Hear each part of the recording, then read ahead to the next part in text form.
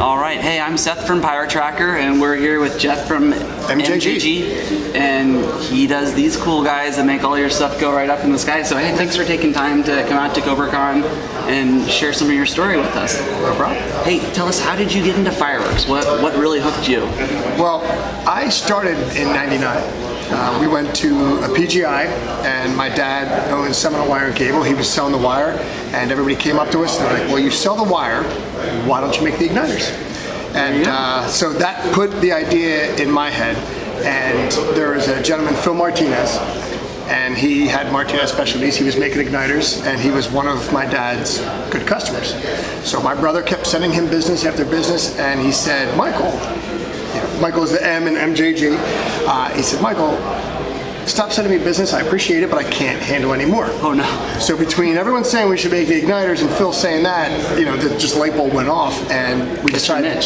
We decided to get into igniters, and I loved it. I mean, you come to one PGI, you come to one fireworks show. That saying, "You smell the smoke." I cried. I thought it was beautiful. Yeah, it's so cool. When you feel the percussion go through your shirt, you're like, "This is so awesome." The 8-inch salute is the real thing. Exactly. So I was just hooked right on the industry. I like talking to people, and I would just say, "Tell me what I'm doing wrong, so I can make it better." And that's when the initiator came into play.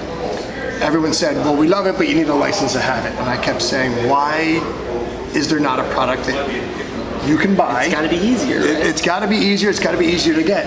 And it took about 2 years and a lot of back and forth with the ATF, and which they were very helpful. If any of my agents are watching this, you guys were great. And you know what? To be honest, the ATF is always really good, and they're knowledgeable, and they really are there to try to help you make sure you do it right, so that way everyone's safer. So they were. I have nothing but good things to say about them, and that's the thing is they tend to get a bad rap because everybody's like, I don't want people knowing what I'm doing, but they're just making sure you're doing it the right way. Sure. And so then just formula after formula and trying to figure out an idea of how to do it, which that's the most common question. How'd you do it? I'm not gonna answer that question. Well, hey, do walk us through your product a little bit. You're the professional here, and I think I might have a couple other pieces in my pocket too, sure. So you can have a little visual aid. Yeah, well, this is an initiator, not to be confused with an E-match or an igniter.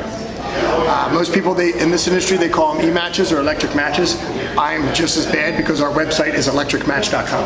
Okay. However, electric matches are about 1.5 inches big. They're only used in model rocketry. Okay. An igniter looks just like this. Most of the time it's yellow wire, orange wire. It still has what I call a pill or a little bit of chemical on the tip. Okay. So you wouldn't be able to tell the difference between the initiator and an igniter except for our patented blue and white wire. Okay. It puts out more of a burn than it does a pop, which is what you want in fireworks. And it's, one of the biggest things we do, we try to wrap it. So a lot of the guys, you can pull this out and it still stays together. So now you got the wire staying together. It's nice and neat. Yeah, exactly. And so what you're holding, there's two different things. This is a quick fire clip. So what we notice is a lot of people want their cakes to fire instantaneously, which again, it's kind of against PHMSA and their rules because they have the visco, which is a certain length, on purpose. But the people that do, the professionals, replace it, they bore a hole above the visco in the cake. And what this does, I don't know if you want to zoom in, but I'll try to put this in. But we have the igniter comes in. Let me try to do this so you can see it. And it seats inside. It's hard to do it wide. When you're on camera too. When you're on camera, it's even harder. But if you look, it sits inside. And then this closes shut, locks shut. Now, there's no problem with static electricity, impact, friction. You want to put this after you've made the hole right into the visco, or I'm sorry, right above the visco into the cake. Now you have instant ignition. This was originally made by Phil to stab into the lift charge of the professional shells so that when you hit your cue, fires right off and it's instant ignition. Yeah. So then we have a visco clip, which I don't have on me right now, and that is this guy. Right. This guy is actually, what they'll do is, if you want to attach Visco to Visco, you can run it right across the top. You would fold this over, and that's going to lock in. And then from here, you can have Visco a whole line running, and this will go to one cake, and then the next cake, and the next cake. So this is actually what we call a fireworks junction. Okay. Both are available on our website. There's always videos on our website. Clever marketing names there too. It is. We got a plastic guy who's really good out of New York. And all of our products are made in the United States. We send them all to Mexico. That's and pretty then we rare. assemble it. I do the best I can. I fought the fight to be American made 100%, but unfortunately, our competition comes from overseas. Yeah. And there's no way And we're you know gonna what? make it. There's no reason we can't all work together to make it better for the entire pyro community, right? Exactly. But I mean, my dad makes this wire, so I have to buy this from New Jersey. If I try to buy it, I can't outsource the wire. Oh, you might get kicked out. It's going to make for a rough Thanksgiving and all the other holidays. They're just not going to be fun. So Cool. But what would you say is the scariest thing that you've been around in fireworks over the years that really kind of helped you realize that you needed to do what you're doing as far as helping the industry be better in safety? well, I've lost my hearing for about a week. I've lost eyelashes, eyebrows, and the top of my hair. It still has never grown back, so I blame this on Hey, the you still look pyro, good, though. not on my kids. But no, what happened was every time I had an accident, because there are a lot of people, it's such a small product, they don't think that accidents happen, and they can. And you get lazy with, not lazy, but disrespectful, or whatever word you want to use for it, with the igniters, but you have to realize this creates an event.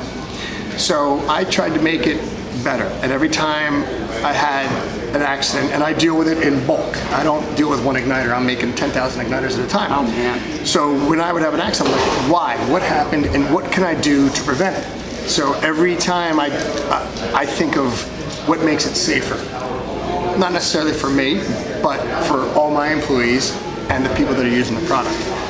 So we are less sensitive. I'll never say we're insensitive, but we are less sensitive, and it's just a more reliable product, which you want. Even when products don't fire on the field, you can't just walk up and say, "Oh, it didn't go. Let me walk up to the motor and pull it out." There's a whole process.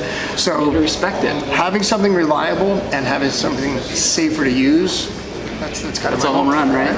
And if it's non-regulated, that's Even better, you right? find a need and you fill it. That's what it is. Cool. Well, hey, thank you for everything you do for the firework community. And I know when I first got into this, we were using the stuff from China that everyone was using, and that stuff just wasn't as safe. You've done a lot of nice things with the shroud covering, and you know, a lot of good innovative, and of course, it's all American engineered. So It is. And very that's good. the one thing I will say.